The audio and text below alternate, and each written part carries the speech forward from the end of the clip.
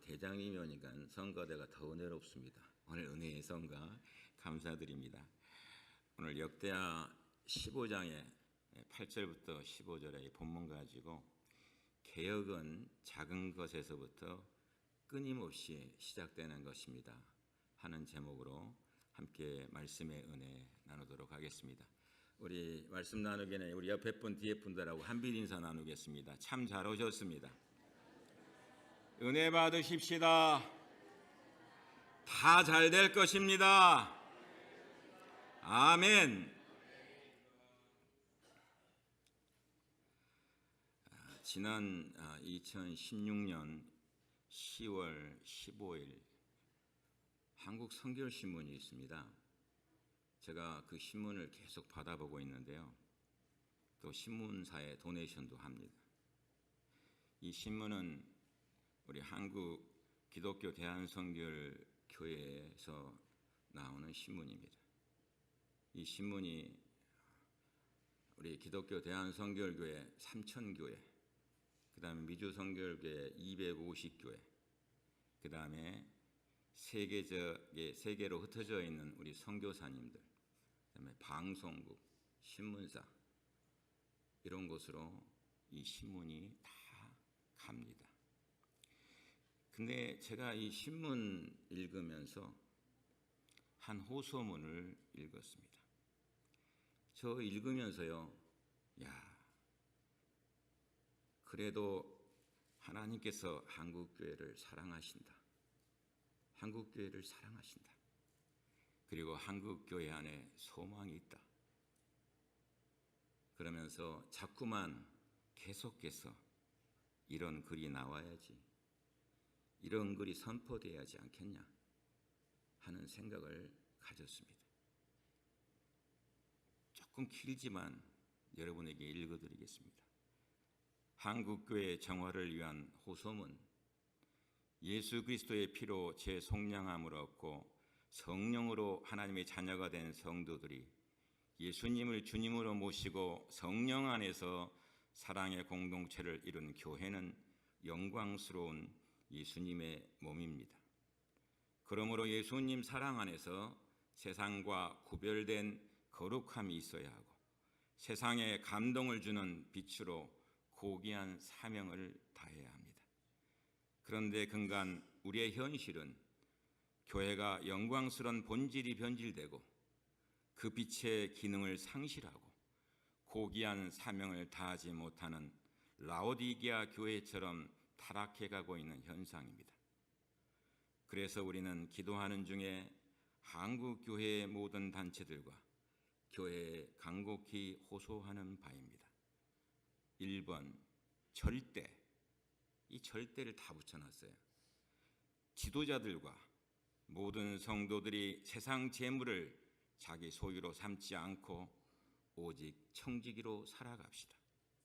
둘째, 절대. 세상 욕심을 버리고 천국의 소망을 두고 살아갑시다. 세 번째, 절대. 이기심을 버리고 교회와 사회에서 예수님 사랑으로 섬김의 본을 보입시다.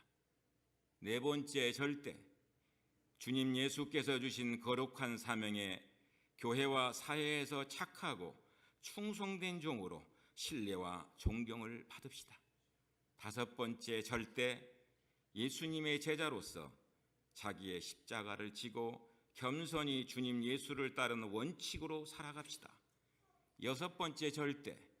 모든 재물은 하나님께 드린 재물로 삼고 자신의 재산으로 축적하지 않으며 영혼 구원과 고난당하는 이웃을 위해 나누는 향기로운 사랑의 자원으로 사용하는 원칙으로 살아갑시다.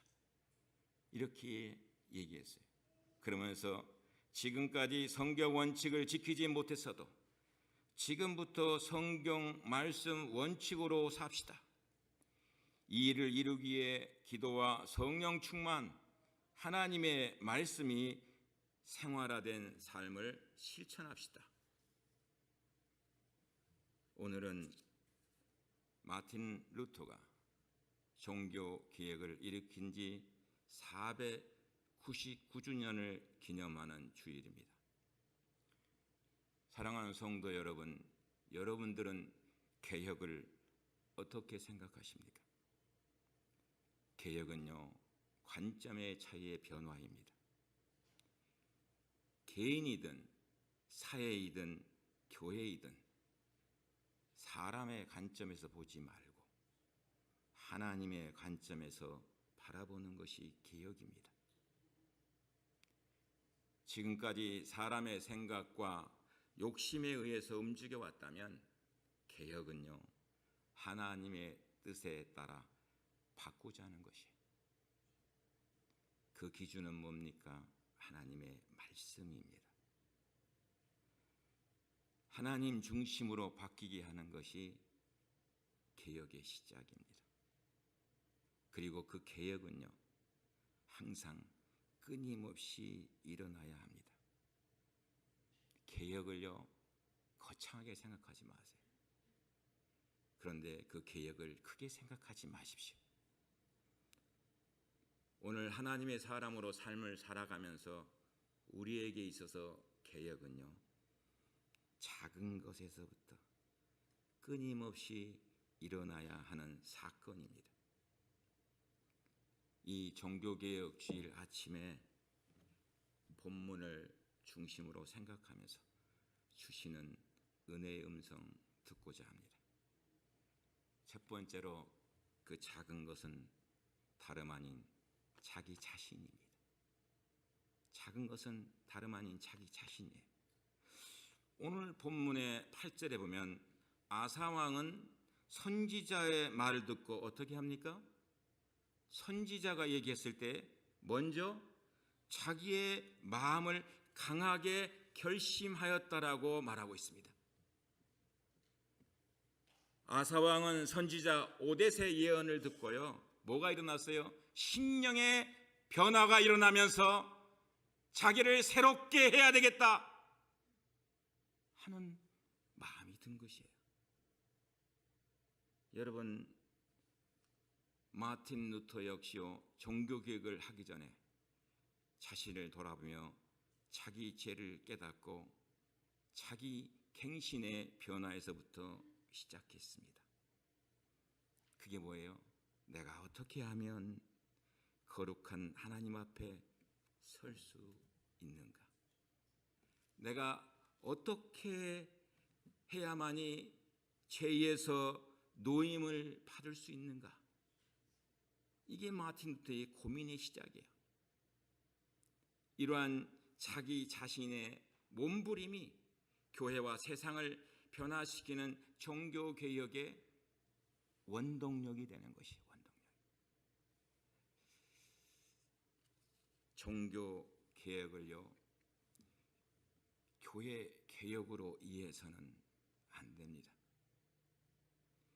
왜냐하면 개인의 신앙 개혁이 선행되어야 교회 개혁이 온전히 이루어질 수 있기 때문이에요. 마틴 루터는요, 교회 개혁을 하려고 95개의 조항을 내걸지 않았습니다. 내가 무슨 카톨릭 교회를 뒤엎고 프로테스탄트 교회를 이룩하리라고 생각하고 말하지도 않았습니다. 루터의 개혁 운동은요, 혁명적 개혁 운동이 아니라 뭐예요? 말씀을 통해서 초대교회로 돌아가려는 운동이었던 것이에요. 바깥을 개혁하려는 것이 아닙니다. 안을 개혁하려는 것입니다. 그래서 오직 믿음으로, 오직 말씀으로, 오직 은총으로의 구호들은 모두 다가 뭐예요? 개인의 신앙 개혁에 초점을 맞추고 있음을 우리는 알아야 합니다. 안을 개혁하면요, 바깥은요 저절로 따라서 변화되게 되어 있습니다. 그러므로 개혁은 뭐예요? 나부터 시작하는 거예요. 나부터. 개혁은 나부터 시작하는 거예요. 개혁은 나부터 변화되는 거예요. 자기 자신을 돌아봐야 되는 것이에요. 하나님 앞에 내 자신이 하나님의 사람으로 온전히 살고 있는가? 내 자신이 하나님의 사람으로 변화되지 않은 상태에서는 어떤 것도 변화의 역사가 없다는 사실을 기억하시기 바랍니다. 내가 변해야 가정이 변하는 것이에요. 내가 변해야 사회가 변하는 것이에요. 내가 변해야 교회가 변화되는 것입니다. 우리의 눈이요, 왜 자꾸 교회가 변화되지 않는 것이야? 사회가 변화되지 않는 것이야? 생각하기 이전에 내가 하나님의 사람으로 온전히 변화되어 있느냐 하는 것을 먼저 생각해야 되는 것이. 내가 변화되지 않으면서 자꾸 변화를, 개혁을 얘기하잖아요. 그러면 세상 사람이 웃습니다. 세상 사람의 비웃음거리만 됩니다. 그러면서 뭐예요? 너나 잘해, 너나. 여러분, 교회가 예수님의 사람들이 너나 잘해라고 얘기 들으면 되겠습니까? 우리 한 사람 한 사람이 하나님 앞에 어떻게 사느냐 하는 것이 중요한 것입니다. 우리의 문제는 딴 데 있는 것이 아니에요. 하나님 앞에서 자기를 돌아보지 않는 것이 문제인 것입니다. 죄를 짓고도 죄인지 몰라요. 죄인 줄 알면서도 대수롭지 않게 여기고 그냥 지나갑니다. 자기의 죄를 그냥 과소평가해요. 그러면서도 남이 잘못한 것은 자꾸 지적합니다. 사랑하신 여러분, 개혁은 딴 데서부터 시작되는 것이 아니에요. 내 자신부터 리뉴되어 나아갈 때 하나님의 놀라우신 변화의 역사가 새롭게 일어나는 줄로 믿습니다. 두 번째는요, 그 작은 것이 뭐냐 그러면은 신앙의 본질입니다. 본질. 아사가 왕이 된 이후에 유대 나라가 태평하고 흥왕했습니다. 오늘 본문에 보면요, 왜 그렇습니까? 이는 아사가 선지자 오뎃의 말을 듣고요, 비본질적인 요소를 버렸어요. 그리고 본래의 신앙으로 돌아가려고 하였기 때문에 그런 거예요. 오늘 본문의 8절에 보면 아사가 이 말을 듣고 가증한 물건을, 그러니까 뭐예요? 하나님 앞에 가증한 물건을 유다와 베냐민 온 땅에서 제하고, 또 에브라임 산지에서 빼앗은 성읍들에서 제하고, 또 여호와의 낭실 앞 여호와의 단을 중수하고, 하나님의 뜻에 맞지 않는 것을 제했다는 것이에요. 우리가 하나님의 사람으로 삶을 살면서 하나님의 뜻에 맞지 않는 것은 제해야 되는 것이에요. 말씀의 소리는 늘 들려오고 있습니다. 말씀의 소리가 안 들려온다고 생각하지 마세요. 목사인 나에게도 말씀의 소리가 들려옵니다. 차 목사야, 이것은 네가 목사로서 지켜야 될 부분이 아니냐. 우리 모두에게요, 하나님의 음성은 들려오게 되어 있어요. 그것을요, 제하여 버려야 되는 것이에요. 말씀을 들었을 때의 말씀의 변화를 통해서 새롭게 되지 아니하면 옛날의 그 모습대로 남아있으면서 하나님의 사람으로 온질적인 것을 찾아갈 수 없다는 사실을 우리는 기억해야 될 것입니다. 그런데 보세요, 아사왕은요 12절에 또 마음을 다하고 성품을 다하여 열조의 하나님 여호와를 찾기를 언약하고, 이렇게 말씀하고 있으면서요 15절 말씀이면 무리가 마음을 다하여 맹세하고 그 뜻을 다하여 여호와를 찾았으므로 여호와께서도 저희의 만난 바가 되시고 그 사방에 평안을 주셨더라. 이게 뭐예요? 전심으로 찾아야 되는 거예요. 여러분, 하나님을 전심으로 찾으십니까? 우리가 하나님을 전심으로 찾아야 돼요. 하나님을 전심으로 찾는 사람은요, 하나님 의지하게 되어 있습니다. 하나님 온전히 의지하기 때문에 하나님께서 들려주시는 놀라운 은혜의 역사가 있는 것이에요. 내가 전심을 다하지 않기 때문에 하나님을 온전히 의지하지 않는 것이에요. 그렇기 때문에 자꾸 세상적인 생각이 드는 것이고, 세상적인 눈동자가 생기는 것이고, 세상적인 방법이 자꾸 떠오르는 것입니다. 개혁은요, 딴 데 있는 것이 아니에요. 본질을 찾아요. 본질. 의사는요, 의사가 처음 흰 가운을 입었을 때 의사의 본질이 있습니다. 근데 히포크라테스 선서할 때 그 의사의 본질을 잊어버리면 의사는 의사로서의 사명을 잊어버리는 것이에요. 경찰관이요, 경찰대학을 졸업하고 처음 인간했을 때 캡을 쓰면서요, 경찰로서의 본분을 다하려고 하는요, 그 마음을요 가지고 있으면 경찰관으로서의 온전한 삶이 됩니다. 간호사들도 마찬가지입니다. 목사는 어떻습니까? 목사는요, 목회자로 하나님 앞에 부름 받았을 때 영혼을 사랑하는 사명자의 그 첫 마음을 가지고 있어야 돼. 그 첫 마음이 중요한 것이. 첫 마음을 잊어버렸다면 하나님, 내가 첫 마음을 갖기를 원합니다. 내가 본질을 회복하기를 원합니다.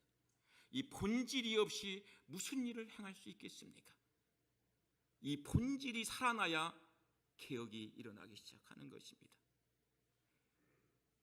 루터를 비롯한 종교개혁자들이 내가 그랬던 캐치프레이즈가 뭔지 압니까? 초대교회로 돌아가자는 것이야. 그 말은 뭐예요? 비본질적인 것을 버리고 본질로 돌아가자는 것 아닙니까?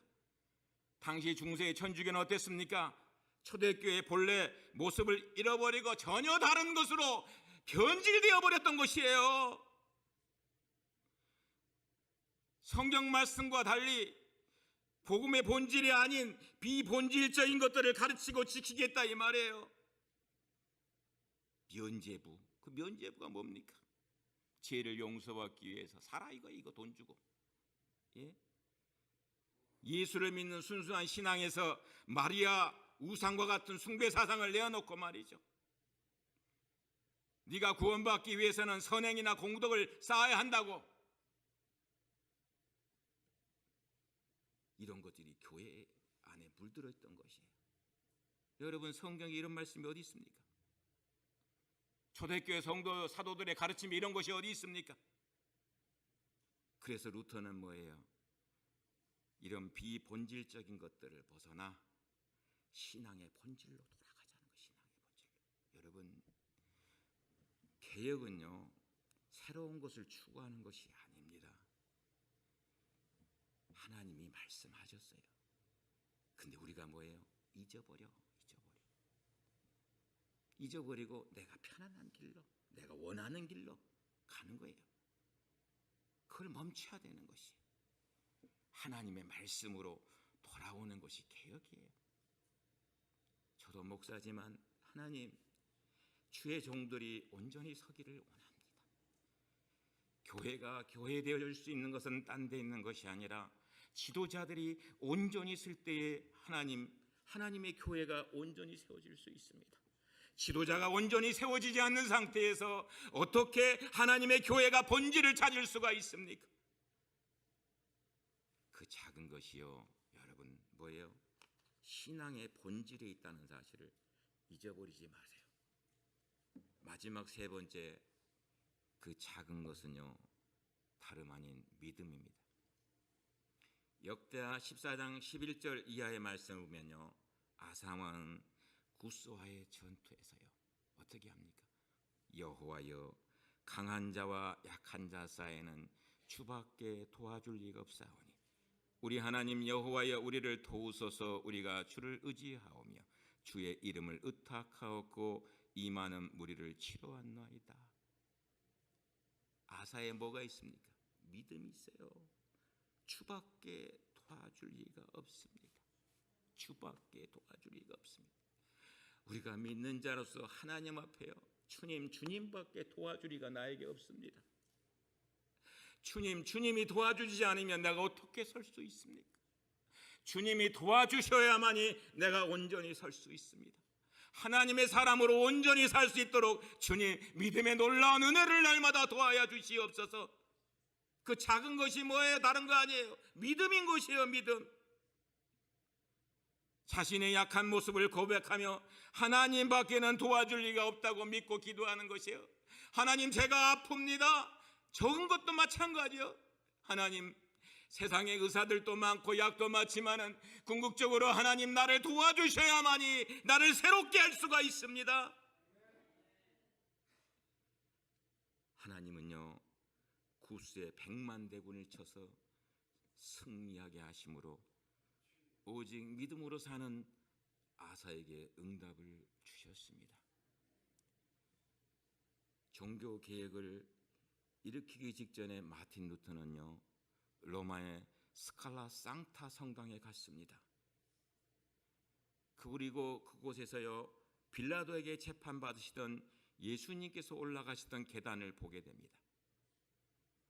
모두가 28개의 계단으로 되어 있는 이 나무 계단은요, 콘스탄틴 대제의 어머니 헬레나가 뜯어내어 스칼라 산타 성당에 옮겨 놓았다라고 합니다. 중세 천주교에는 이 계단을 신성시했어요. 그래서 뭐예요? 계단으로 무릎을 기어 오르면서 제사함 받고, 심지어는 연옥에 있는 죄인도 이곳에서 기도하면 구원받는다, 이렇게 가르쳤어요.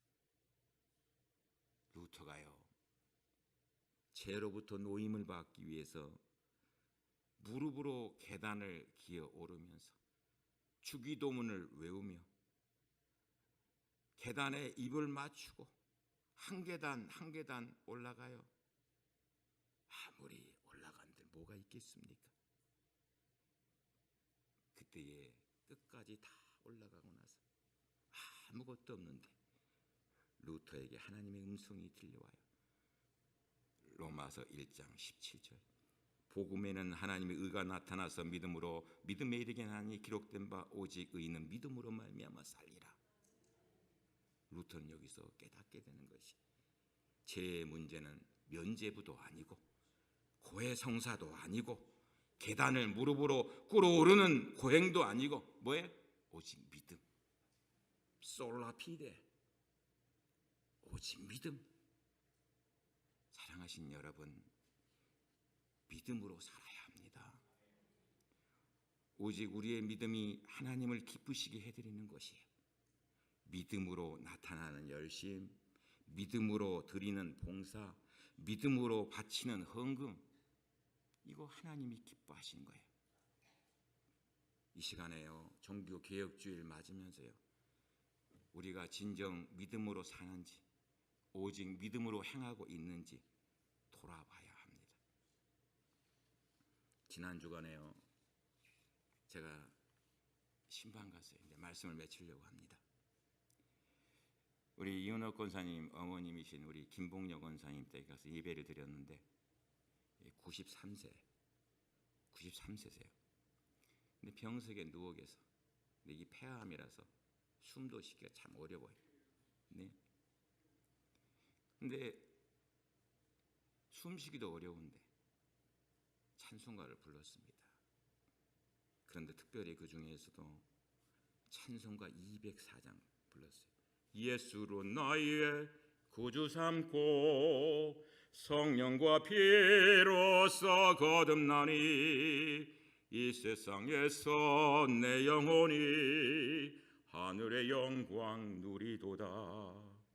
이것이 나의 간증이요, 이것이 나의 찬송일세.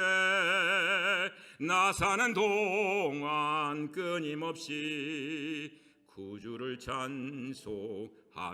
3절 하겠습니다. 주 안의 기쁨 누림으로 마음의 풍랑이 잔잔하니 세상과 나는 간 것 없고 구속한 주만 보이도다. 이것이 나의 간증이요, 이것이 나의 찬송일세. 나 사는 동안 끊임없이 구주를 찬송하리로다. 저는 예배 보면서 권사님 손잡으면서, 권사님 예수님 손잡으세요, 예수님 손잡으세요, 성령님 손잡으세요. 우리에게는 영원한 집이 있습니다. 우리 집이 있습니다. 이것이 예수 믿는 자의 산 소망입니다. 한 가지 예화 들면서 오늘 말씀을 맺습니다. 감리교 창시자인 요한 웨슬레 목사가요, 기도하는 중에 천국을 보게 됩니다. 천국문을 지키는 천사를 만나서 그 천사에게 묻습니다.